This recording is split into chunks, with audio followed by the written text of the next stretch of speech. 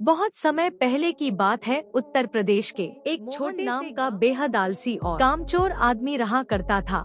उसके आलसीपन के कारण गांव के सभी लोग उससे बेहद परेशान थे। वह सारा दिन पड़े पड़े बस बड़े बड़े सपने देखा करता था। आज भी वह एक खेत में एक पेड़ के नीचे आंखें बंद करके लेटा हुआ था कि तभी खेत के मालिक राजू चाचा की आवाज उसके कानों में टकराई। यहाँ क्या कर रहा है?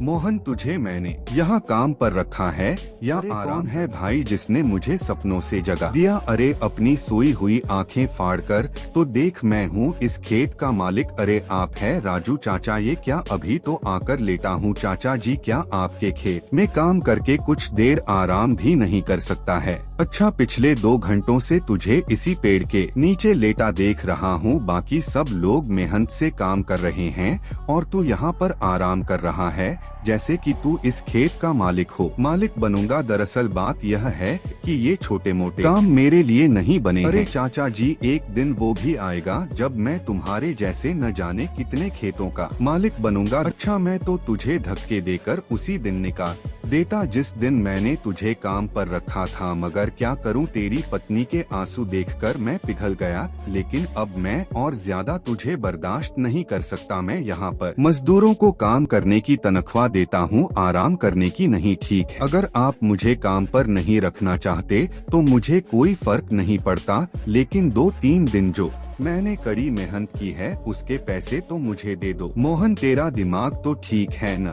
2-3 दिन क्या, तूने 2-3 घंटे भी सही से काम नहीं किया, किस बात के पैसे? देखो राजू चाचा, किसी गरीब को दबाना अच्छी बात नहीं होती। अरे आपने फिल्मों में नहीं देखा क्या, जब भी कोई अमीर आदमी किसी गरीब इंसान को उसकी ईमानदारी पैसा नहीं देता तो वह गरीब आदमी डाकू बन जाता है और उससे बदला लेता है। मोहन की बात सुनकर चाचा जी हंसने लगे। डाकू बनने के लिए भी बहुत मेहनत लगता है, तुझसे तो वो भी नहीं होगा। इससे पहले कि मैं तुझे धक्के मारकर यहाँ से निकालूं, सीधी तरह से मेरी आंखों के सामने से दूर हो जा। राजू चाचा का गुस्सा देखकर मोहन डर गया और चुपचाप अपने घर चला गया। मोहन को घर पर देखकर उसकी पत्नी गौरी को गुस्सा आ।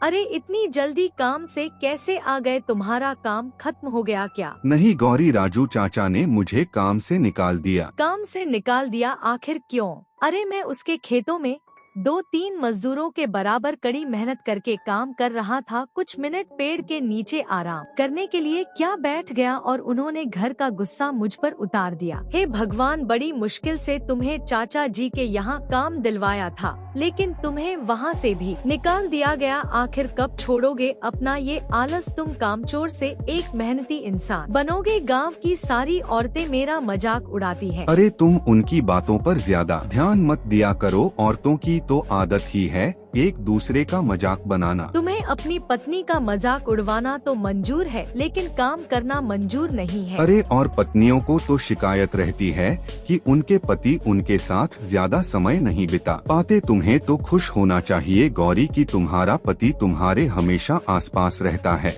इस तरह से तुम्हारे आसपास होने से मुझे क्या फायदा? इससे तो अच्छा तुम गायब हो जाओ घर में। कल से आटा खत्म है और राशन भी नहीं है। मुझे कोई मतलब नहीं है कहीं से भी लाओ पर राशन लेकर। अरे मैं राशन कहाँ से लेकर आऊँगा गौरी? चाचा जी ने मुझे एक पैसा भी नहीं दिया। मोहन, काम करने के बदले पैसे दिए जाते हैं, आराम करने के लिए नहीं दिए जाते। जो भी हो, मैं तुम्हें काम पर लगवा थक चुकी हूँ। किसी से उधार मांग कर लाओ या डाका डाल कर लाओ, लेकिन आज तुम्हें राशन लेकर आना है। कल काम करो या आराम, चाहे तो सोते रहना। मैं तुमसे कुछ नहीं बोलूँगी। और सुनो, राशन लिए बगैर घर में घुस मत जाना। इतना कहकर गौरी वहाँ से जाने लगती है। मैं कहाँ जाकर मर जाऊँ, तुम्हें कैसे समझाऊं? अरे गौरी, तुम्हारा पति हूँ मैं, क्या तुम मुझे मारकर विधवा बनोगी? इससे तो अच्छा मैं विधवा ही सही रहूंगी। कम से कम मुझे सुकून तो होगा कि मैं विधवा हूँ, मेरा पति मर चुका है।